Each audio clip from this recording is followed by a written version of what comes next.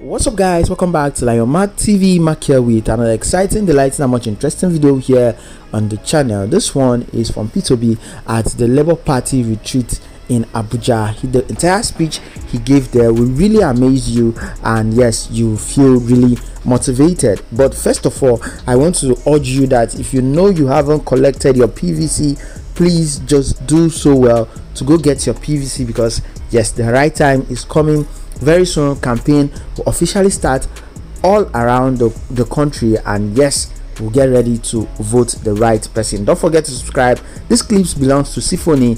Enjoy. Drop a comment below. My guest, my co-MC, my name is Amanago.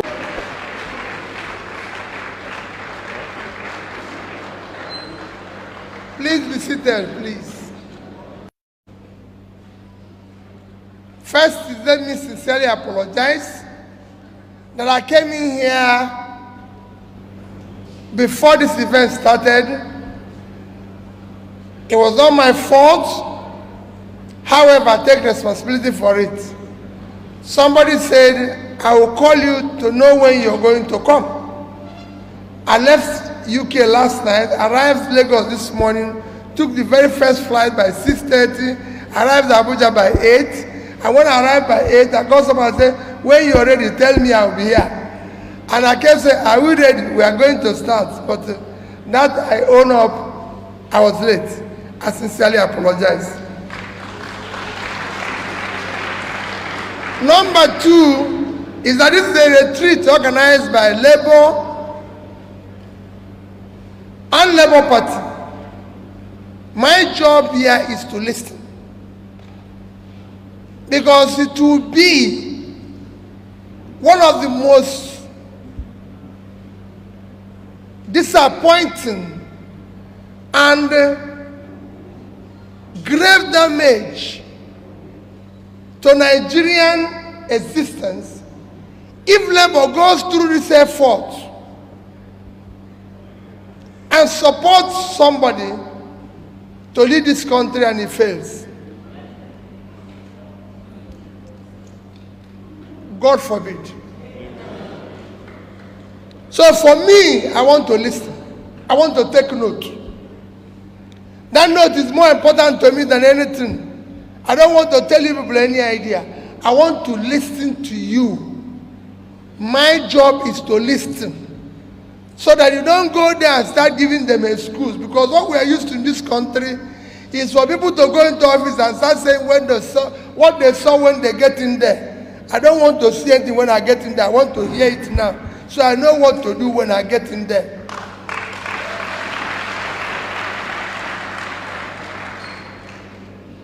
The job of the leader is to solve problem and show solution, not to give excuse. I don't want to go there and people start saying, oh, I'm blaming the people in the past. They did this, they did that. If they were doing good, you won't hire me. So I'm being hired to deal with the problem, not to remind them where they're coming from. I don't want to remind Nigerians where they're coming from. I want to start solving the problem.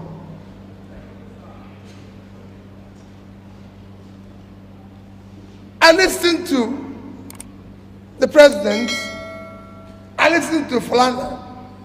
In fact, people like Falana, well, I always tell people, my brother Pastor told me, and so I said, listen, you know, you get to a stage, you'll be wondering whether you're right or you're wrong.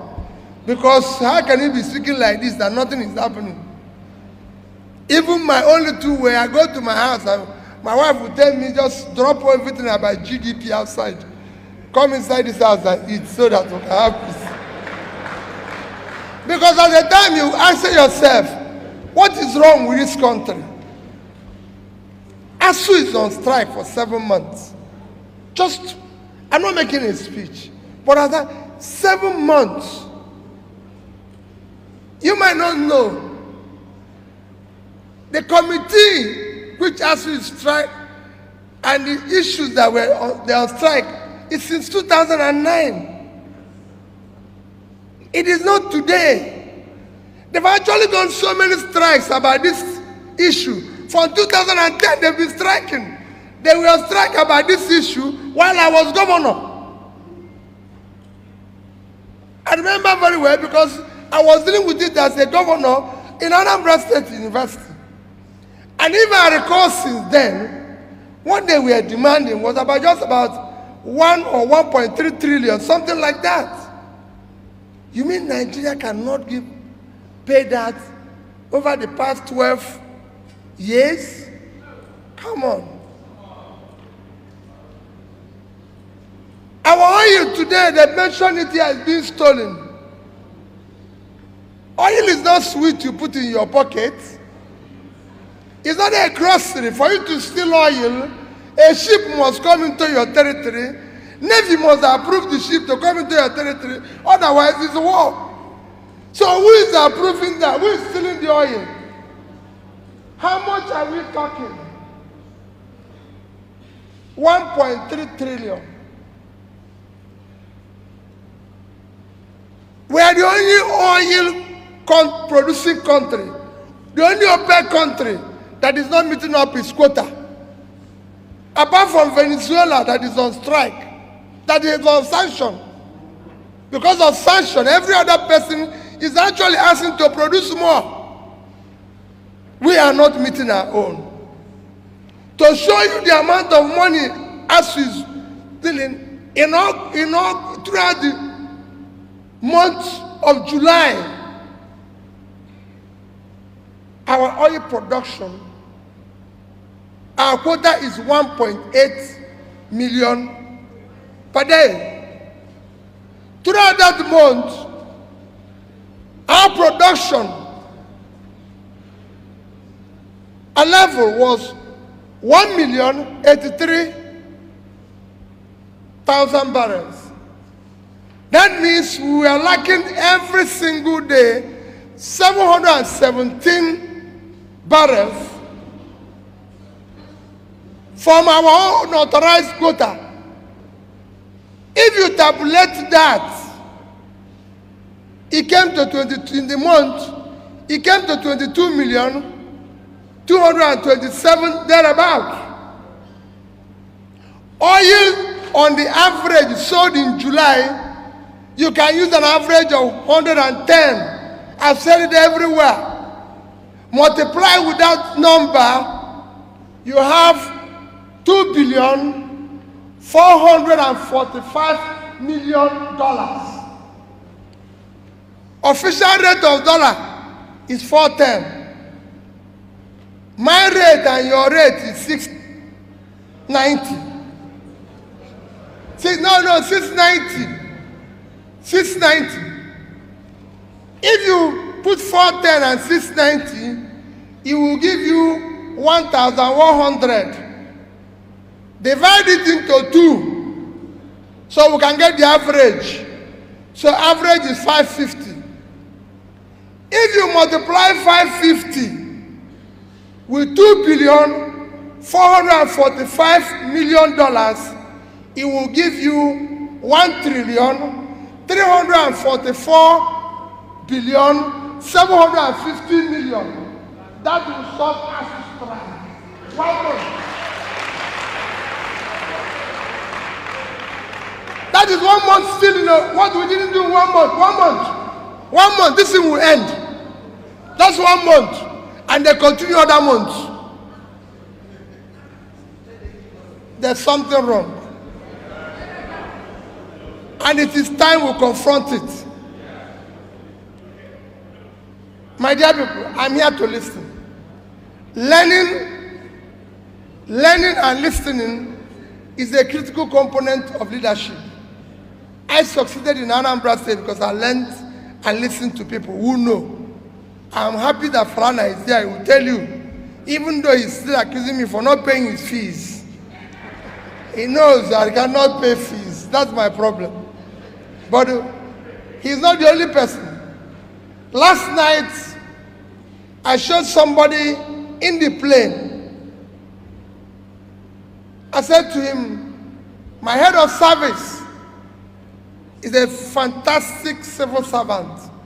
Let nobody tell you the problem is civil servant. No, I disagree with the person. President was right. If the leader is doing the right thing, the civil servant will.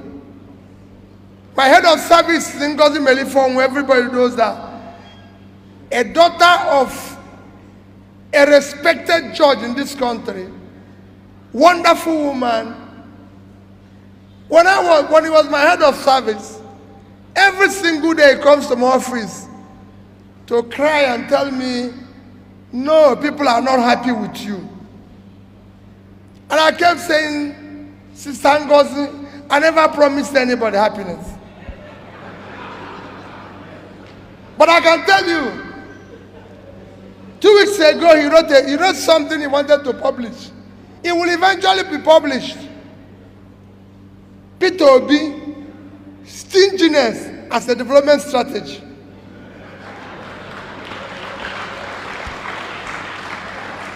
Because what happened? Every time they bring file, bring this, I say you can't do this, you can't do this, you can't do this. So they were not happy. But when I started clearing gratuities unpaid, pension unpaid, everything unpaid, they came to me and said, where are you getting the money? I said, it's your money. That's the money I cut here is what I'm using here. So the day I left office, everybody knows. I wasn't owing the civil servant any salary, any pension, any gratuity. All their leave allowance were paid. The rest is history. So for me, I want to learn. I want to listen. The leader doesn't know everything. Anybody that knows everything is an idiot. He shouldn't lead. President, let's put it in right. Let's document it. That's how we're going to. Even after the election, don't go away, because that's another problem we have. Don't go away. I said it, I told my people last night, I had 2 Yorubas in the plane, one northerner and myself, and I asked them a question. Do any of us know the pilot of this plane? They said no. So why did we enter this plane? I said, we entered the plane because we are sure the man inside is pilot. And we are going to Lagos. And he's announcing us that they are going to Lagos, telling us about Lagos weather. In Nigeria, he will not be a pilot, and he will tell us about Dakar. And somebody will say, he's a Yoruba man, he's a Hausa man, he's Igbo man. Are the poor people in the north buying bread cheaper? Do they have free electricity? Do they have is there anything that getting better? Are the poor people in the southwest getting bread cheaper? No. All these things you see is elite manipulation to continue the criminality of our country called Nigeria. And people talk about structure. It is structure of criminality. It's structure of corruption. People tell you cannot fight corruption. You can fight corruption. If you, the principal person, is not stealing, your family is not stealing, those around you are not stealing, you reduce it by 70%. I said any day, I was governor of Anambra State for 8 years. Go and show me where their money has been stolen. So don't tell me we don't know this. 1%. If anybody can show me 1% of their money missing, all the money I receive, I stop. And to prove that I said so, the day I left office, we have in 3 banks. I didn't say 1 bank, 3 banks. Access Bank, $50 million, 12 billion naira. Diamond Bank, $50 million, 12 billion naira. The Diamond Bank MD as are there now is the Labour Party candidate, Fabia. Go and ask him, he has said it. I have with him $50 million, 12 billion naira. Fidelity Bank, $55 million, 12 billion naira. I could have converted this into anything and taken it away under one guy or the other. Anambra have not bought me pure water since I left office as governor. Because there's no gratuity, no pension for governor. You finish your job, you go home. So we must, I will make my speech, maybe after the retreat. Mine is to learn. Put it in writing. When we succeed, don't go away. You must stay around to say, Oga, we agree say we dey go Lagos, you don't begin go Dakar. Because that's the problem. The man will come and start giving excuse. Even if you don't achieve 100% of it, we want to see 100% effort. We want to see 100% sacrifice. We cannot stay like this. The biggest asset of Nigeria today is the vast land we have in the north. No country will have that land and go hungry. I went to Niger State and I repeated everywhere I have opportunity. Niger State is 76.3 thousand square kilometers of land, fertile land. They can't feed themselves. They can't feed Nigeria. They can't export anything. Netherlands, minus water. Minus water is 33,000 square kilometers of land. Total agricultural export last year, $120 billion. If Niger State had done 1% of that, 1% is $1.2 billion. Multiply it with the real rate, 650, is over 750 billion naira. That is 5 times their budget. They are waiting to share 3 billion a month. In a year, it comes at 6 billion. What type of country is that? We must stop this consumption and go to production. I was in Taraba. Governor told me that the money they are getting is less. I said, Governor, Taraba is 54.6 thousand square kilometers of land. Belgium is 30.9. Israel is 22.1. So Taraba is bigger than Israel and Belgium. Total export of Israel last year is $59.8 billion. If combined with Belgium, you will know. What are you saying here? You can grow flour here in Mambila. You can grow tea. You can grow coffee. Kenya got over half a billion naira from flour export. Ethiopia got from coffee $1.1 billion. Sierra Leone with all their problem, 1.4 billion in tea. What is happening in this country? This country must move from consumption to production. Let's get the country to move. And you labor are the ones that will determine it. Leave them with their structure. They've told you what they're stealing. We'll tell you what they're missing. I just gave you an example of what 1 month can do to solve us strike. Nigerians all over the world doing well. The only thing that is happening is that we have not determined that enough is enough. Enough is enough. Let's, for the sake of our children, go back to your house and look at your children and ask yourself, what society are we going to build for them? Tell me, let us document and agree. This is what we are going to do. I am not offering anybody any excuse. The excuse will be, we'll go there, if it's not working, all of us will see it. But this time, we have to stop it. He said it. People are refining illegally. People are doing wayo illegally. With the time Indians are not wanted, they turned it into another thing. They become control of ICT. The same Yahoo people, they used to do it. They turned into this thing. They become control of ICT. If people are doing refining illegally, let's call them and see how we can work with them, make it illegal, support them, finance them. So we can earn money from it and create jobs. But we must stop. It is come to an end. My appeal is that, please, even if I'm not part of what you are doing that day, what I want to see, Mr. President, is documented things you want to happen. and we will agree. This won't be only one retreat. We'll do it now, we'll do another one, and after election, we'll sit down, maybe with Falana and write the agreement, and agree. So if it's not working, the person goes home. It is people who demand, it's not law. But it's just they have not left now. It is not there's no constitution in Britain that says if you go to a party, you go. No, it is the people that said, you say we won't go to a party, but you went to a party. We don't want you again. And his party removed him.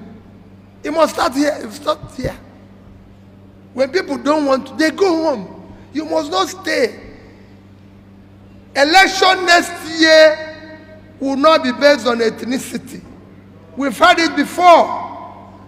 It will not be based on religion. There's no place for Christians to buy food cheaper. There's no place Muslims to buy food cheaper. It must not be by my turn. It's nobody's turn. It must not be by connection. Any of the primordial reasons they've used. Election next year must be based one on character we can trust, verifiable where it's coming from. It must be based on competence, capacity, and commitment to start turning around Nigeria. Thank you and God bless you.